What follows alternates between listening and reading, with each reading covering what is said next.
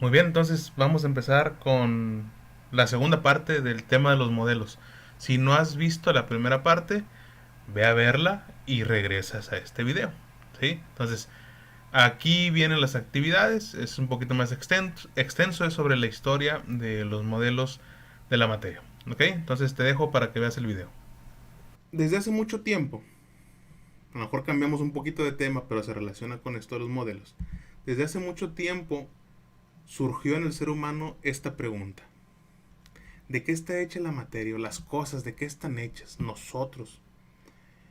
Y a lo largo de la historia se ha tratado de dar explicación o una respuesta a esta pregunta. Y se ha hecho por medio de modelos. ¿Sí? Distintos personajes han tratado de explicar de qué están hechas las cosas. Y el primer personaje que trató de dar una explicación a todo esto fue Tales de Mileto. Tales de Mileto trataba de explicar cómo están hechos, pero exclusivamente los seres vivos. Aquí te puse unos ejemplos. Muy sencillo su modelo, lo que explicaba es que todos los seres vivos estaban compuestos en su mayoría por agua. Te lo represento ahí con el color azul. Esa era la idea que él tenía y era su modelo. Los seres vivos, todos, estaban en su mayoría compuestos por agua. Y hasta ahí se terminaba. Era la explicación que se podía dar en ese momento. Y en realidad no estaba para nada equivocado. Nosotros sabemos que tenemos una gran concentración de líquido o de agua en nuestro cuerpo, entonces él no estaba tan equivocado. Entonces ese fue el primer intento para explicar cómo están hechas las cosas. El siguiente intento vino de un personaje que no quiero que se rían de su nombre, pero se llamaba Empédocles. ¿Sí? Empédocles, todos estos personajes eran filósofos de antes, filósofos naturales. Observaban el mundo a su alrededor y trataban de dar una explicación con lo que ellos observaban y sabían. Lo analizaban y llegaban a una conclusión sin necesidad de comprobarlo, pero llegaban a su conclusión. Empédocles fue un poquito más allá. Ya no se, eh, ya no se concentró nada más en los seres vivos. Él habló ahora sí de todo lo que existía en el planeta o en la Tierra. Y dijo que estaba conformado todo de distintos elementos. La tierra, el aire, el agua y el fuego. Y que todos estos estaban dentro de todas las cosas que existían. ¿Sí? Que estábamos formados por una combinación de esos cuatro elementos. Por ejemplo, que el ser humano tenía agua, porque ya sabemos que sí. Que tenía aire, él decía, pues porque respiramos y exhalamos y todo. Que tenía tierra, él explicaba que era lo sólido de nuestros huesos. Y que teníamos fuego, porque nuestro cuerpo, perdón, produce calor propio. Entonces decía que todo estaba formado por una combinación distinta de esos elementos. A lo mejor el árbol tenía poquito fuego, ¿sí? Y tenía mucha agua y mucha tierra porque era muy sólido. Todos los objetos él decía que estaban hechos de estos cuatro elementos en distintas proporciones, unos más que otros. Ese fue uno de los siguientes modelos que se hizo para tratar de explicar, el de los cuatro elementos de Empédocles. Seguimos avanzando en la historia y tenemos a dos personajes, Leucipo y Demócrito. Leucipo era el maestro de Demócrito, ¿sí? Y los dos, igual filósofos, se ponían a analizar muchas cosas y entre todas esas cosas se pusieron a analizar lo mismo, de qué están hechas las cosas.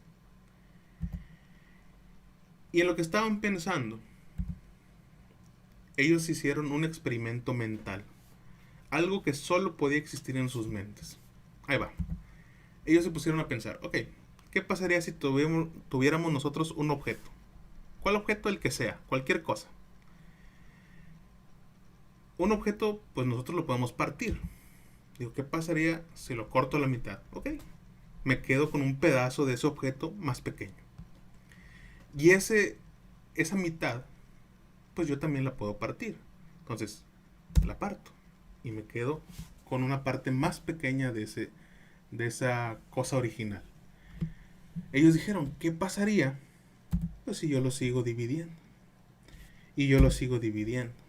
Cada vez se va haciendo más pequeño. La pregunta que ellos se hicieron, que a lo mejor te la hago ahorita a ti, ¿qué pasaría si yo pudiera seguir partiéndolo sin importar que ya está muy chiquito para que yo lo agarre con las manos? Por eso te digo que es un experimento mental. ¿Qué pasaría si lo sigo dividiendo y dividiendo y dividiendo y dividiendo? La pregunta que ellos se hicieron fue, ¿podré seguir haciéndolo por siempre? ¿Siempre podré estar dividiendo ese objeto y tener una parte más pequeña y más pequeña y más pequeña? ¿O va a llegar un punto en donde ya no lo voy a poder dividir? Donde llegué a una cosa que ya no se puede partir. ¿Qué opinas tú? ¿Crees tú que un objeto se podrá dividir por siempre? Si tuviéramos las herramientas y si fuera posible, olvídate de si lo agarras o no lo agarras. ¿Se podrá seguir dividiendo por siempre o llegará a un límite, a un punto donde ya no se puede dividir? Esa fue la pregunta que Demócrito y Leucipo se hicieron. Y ya pongo aquí nada más a Demócrito porque él fue el que le dio más conocimiento a su teoría. La hizo que la conocieran más personas. Bueno, la conclusión a la que ellos llegaron es que te vas a topar al final con una parte que ya no vas a poder romper. Una partícula chiquitita que ya no se va a poder estar partiendo a la mitad. Y a esa partícula chiquitita le llamó átomo. No sé si has escuchado esa palabra. Le llamó átomo porque en griego significa sin división o indivisible. De ahí viene la palabra átomo. Entonces, Demócrito llegó a esa conclusión. Debe existir el átomo, que para él era nada más una cosa que no se podía romper. Y que todos los objetos estábamos hechos de esas pequeñas partículas chiquititas. Todos. Entonces, ahí va. Decía, un objeto sólido, como una pared o una piedra, ¿sí? O cualquier objeto, un vaso con agua. Él decía que en realidad no estaba lleno de materia, que estaba hecho de esas partículas, esos átomos. Y entonces se vería más o menos así. Es un objeto que está hecho de esos átomos, ahí tú los puedes ver. No tenían ninguna forma definida, ni tamaño, ni nada, nunca hablaron sobre eso. Pero lo interesante de esto es que decía que entre esas partículas había espacio vacío. O sea que un objeto sólido en realidad tenía espacios o lugares donde no había nada, no había materia. A eso se le llama materia discontinua, ¿sí? O sea, no es continua, discontinua, que tiene esos espacios donde no hay absolutamente nada, hay vacío. Esto fue un problema muy grande para la teoría de Demócrito, ¿sí? Porque la gente, cuando él empezó a platicar, pues la gente no entendía.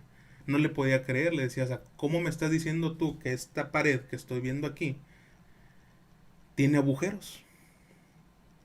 Pues si yo la veo sólida, me acerco y veo desde bien cerquita y no le veo esos hoyitos. No la puedo atravesar. Si le soplo el aire no pasa. Entonces, mucha gente no podía comprender esta idea que Demócrito tuvo, de estas partículas que formaban todo y de los espacios vacíos que había entre ellas. Eso fue lo que más le afectó a esa teoría. Hubo gente que sí le hizo caso y se hacían llamar los atomistas, los que seguían esa teoría de que todo estaba hecho de partículas, de objetos bien chiquititos que ya no se podían partir. Y como nadie le creía, ¿sí? Nadie podía entender bien esta teoría de los objetos con partículas y espacios vacíos, llegó otro personaje. Llegó Aristóteles. Y dijo, ¿saben qué? No, hombre, Demócrito está bien zafado. Está loco, no le crean. Olvídate de los átomos. Olvídate de que hay espacio vacío. La materia no puede ser discontinua. La materia ocupa todo el espacio. ¿Sí? Está loco ese chavo de Demócrito. Entonces la gente dijo, ándale, esa sí te la creo. ¿Sí? Un objeto sólido está completo, lleno de materia, no hay ningún hoyito. Esa sí te la compro, sí es cierto. Aparte que Aristóteles era muy famoso y la gente le creía. Después de afirmar que la materia era continua, que no tenía esos espacios vacíos, formuló su propio modelo. Y dijo, la materia está hecha de 4 elementos: tierra, aire, agua y fuego. Igual que el de Empédocles. Nomás se lo copió el chavo este. Y dijo, bueno, para que no se den cuenta o para que no me echen mosca, le voy a inventar uno más. El éter.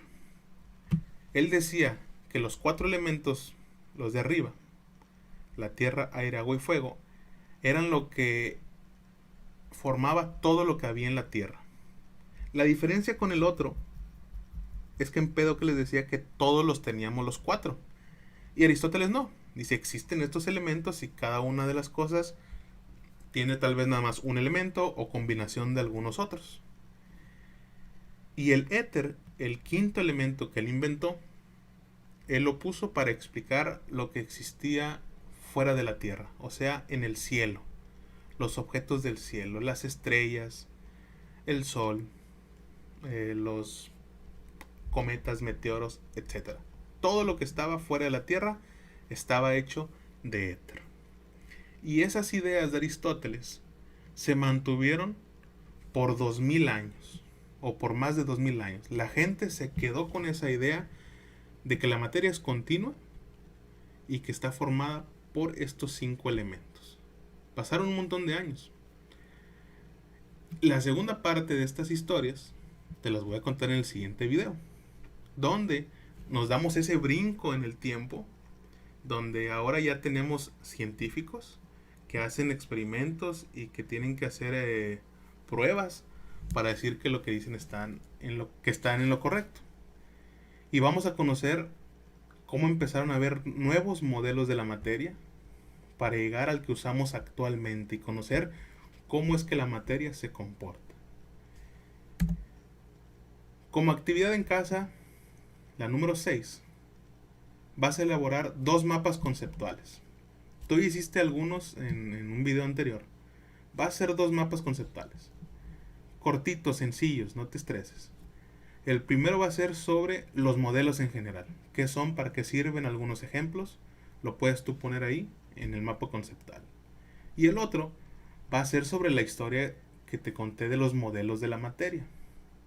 Desde Tales de Mileto hasta Aristóteles. ¿Ok? Esa va a ser la actividad número 6, estos 2 mapas conceptuales. Como siempre, te dejo el correo electrónico, ahí me puedes mandar cualquier duda, comentario, sugerencia, etc. Ya en próximos videos les voy a explicar cómo le van a hacer para mandarme las tareas para que yo se las pueda revisar. Por el momento me despido y nos vemos en la próxima clase.